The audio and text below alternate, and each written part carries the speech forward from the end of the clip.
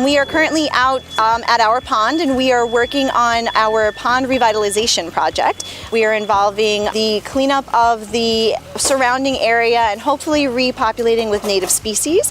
So right now what we're doing is we are collecting samples to participate in Barcode Long Island, where we will be able to identify the different species of macroinvertebrates that are in the pond. So basically our fancy word for bugs. And this way it gives us an idea of what lives here so that we know what species to populate surrounding the pond.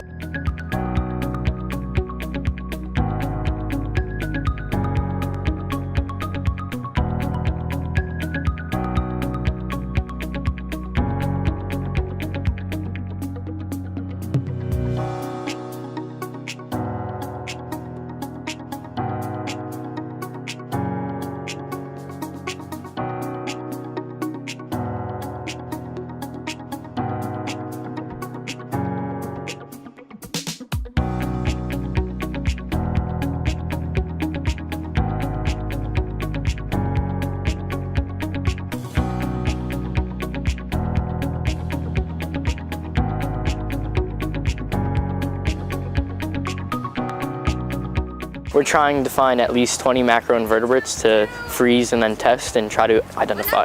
After we freeze them over the weekend, we are looking at their DNA and certain characteristics like the amount of legs and color and body segments to identify them and classify them. We're going to be recording them and sending them off to Barcode Long Island with all of our samples.